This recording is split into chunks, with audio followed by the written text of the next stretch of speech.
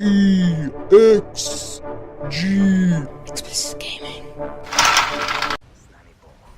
Hey, what's going on guys? Calavaryn here, bringing you another episode of Science Sundays on the EXG network.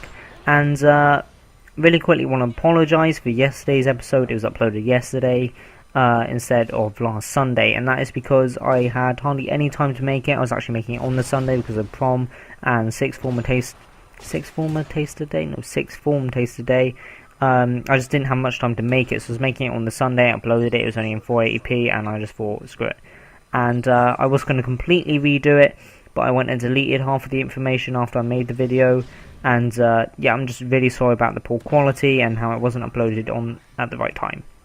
Quickly in the background, you are watching some Modern Warfare 3 sniping / quickscoping gameplay. I get a Moab streak, but I don't actually get the Moab because I die really stupidly at the end. I'm playing with one of my really old friends who I haven't actually talked to in ages. We had lots of fun together, me, him and his brother. It was pretty cool.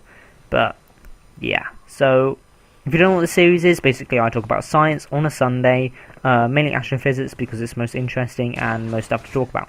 And where we left off, I was talking about black holes. I didn't get to finish it, so I'm going to continue that right now. So as I was saying before, scientists were actually thinking of sending probes, space satellite thingamabob, to a black hole. And we can't send humans because that is way too dangerous. And I was talking about spaghettification, and if you were to jump towards the event horizon of a black hole feet first, your feet would be under more gravity than your head, because your feet are closer to the black hole. And basically you would start to stretch, and this is called spaghettification, which is actually the scientific word, which I think is quite funny. But yeah, so this will keep happening until you just die. And if you got too close, it'd just be torn apart. But if we could create some sort of probe / satellite spaceship thing that could withstand the extreme gravity that it's under and not go through spaghettification and just be able to withstand all of it and not tear apart, it could actually go into the event horizon.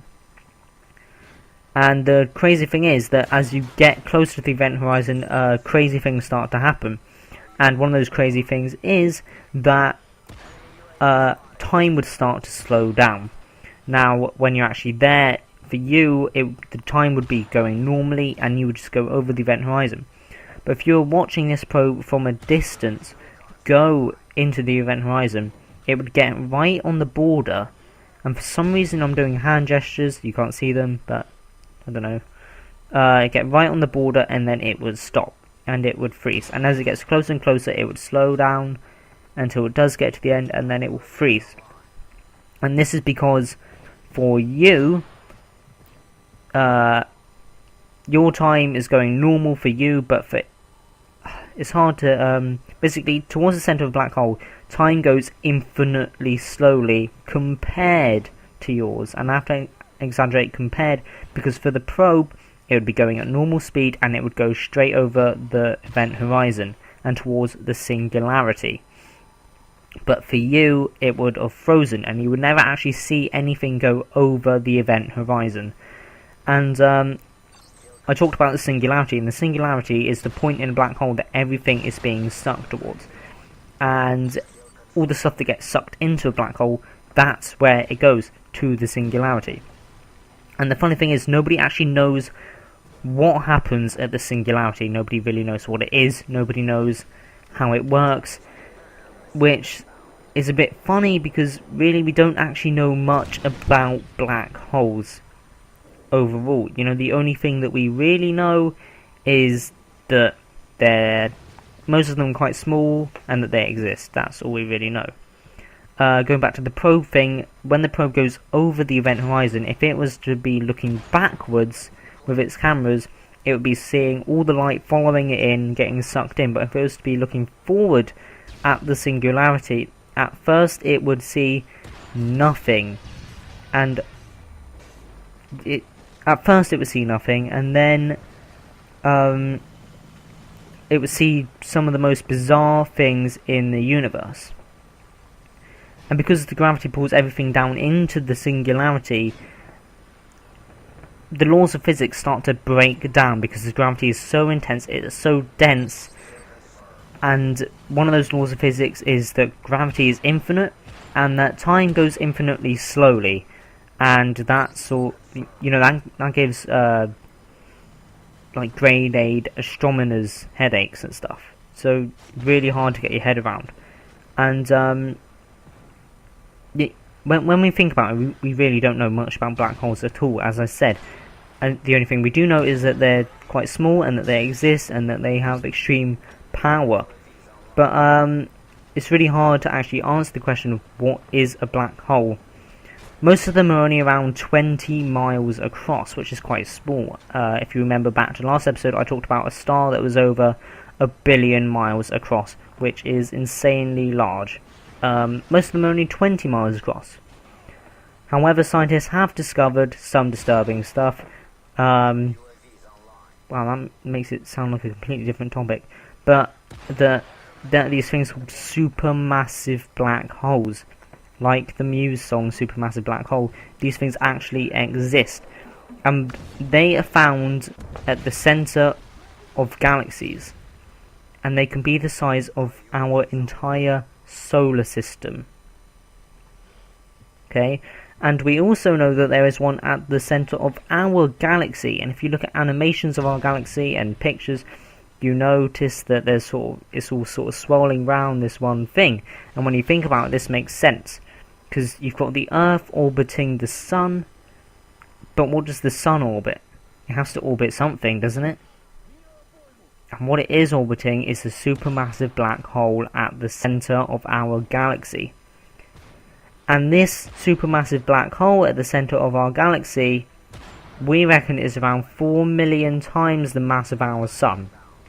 And we reckon this because we can't actually see it. Now, we've tried to look at it. We tried to look directly at the centre of our galaxy, but we can't, because there is just a massive stars.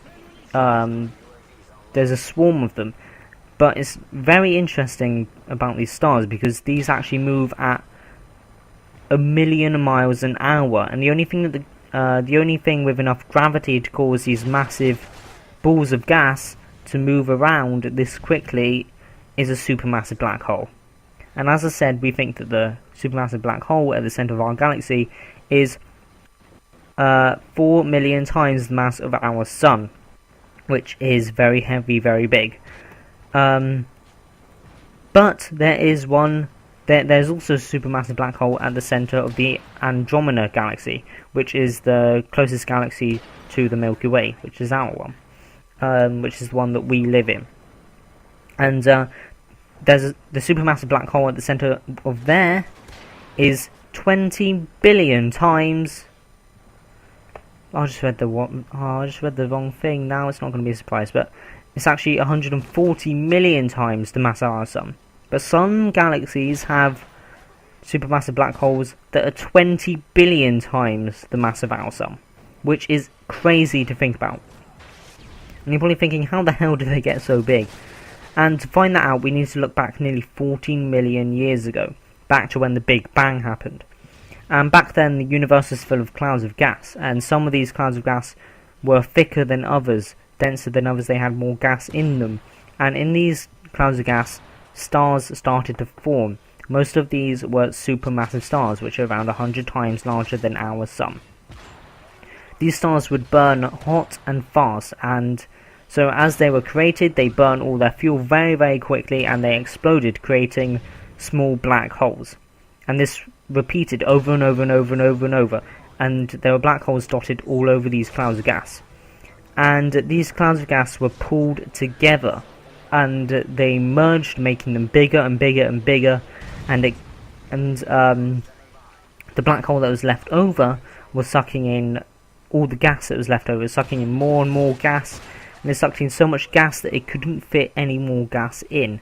And because this gas had nowhere to go, the only place the gas had to go was out. And so what happened was the black hole spat all this gas out in these jets that each jet was the size of our solar system, and these were called quasars, and these were the brightest things in our universe. And they would blast away from the galaxy the equivalent of 10 Earths every minute. So every minute, 10 Earths worth of mass energy would be blasted out in these quasars. And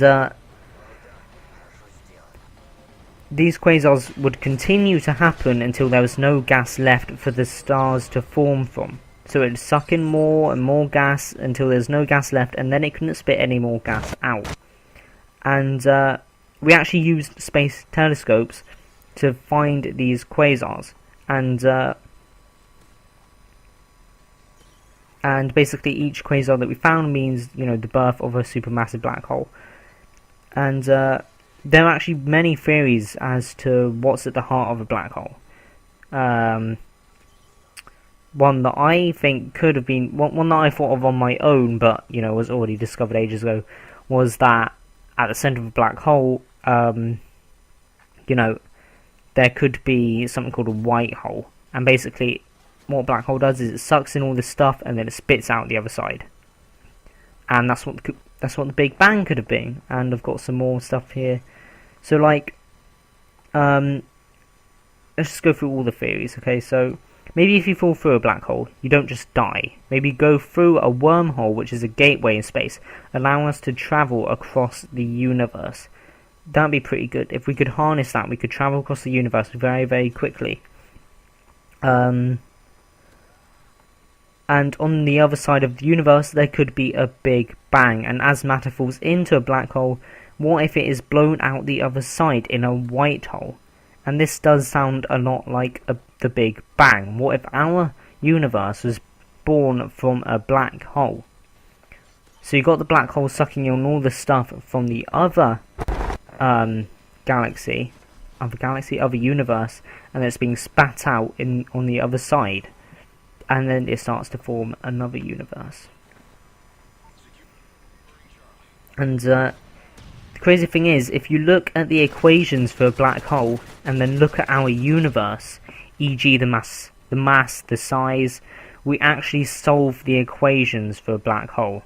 So if you take the data and information from our universe, put it into the equations of a black hole, you solve a black hole. Now I got this off of a program, and I don't really understand this, but you know, some of you may. And I don't know, I've sort of gone into the listing thing, because I listed all the theories, you know, I wanted to talk about them all. And you know, it's crazy to think that every black hole may be the origin of a completely separate universe. And if that is true, then that means that there's millions of universes, because there are millions of black holes, and it's really fascinating to think about. But it's crazy because all we know is that black holes are everywhere, and that they are roaming the universe. And you know, we know that they helped shape the universe and created the galaxy that we live in. Because without that supermassive black hole, none of our sun wouldn't have formed, and we wouldn't be here. So we know that they've helped shape the universe, and we still have so much to discover about them, even though we've already discovered so much. And all I hope is that we will discover it in my lifetime, because it's interesting. I want to know about them. But that's it for today's Science Sundays, guys. I hope you enjoyed it. It, you know, bit hard to think about, but anyway, thanks for watching. Tune in next Sunday for the next episode. I don't know what I'm going to talk about. Maybe dark matter, you know, that's quite interesting. Or maybe the creation of Earth. But anyway, thanks for listening, guys, watching, and leave a like if you liked it.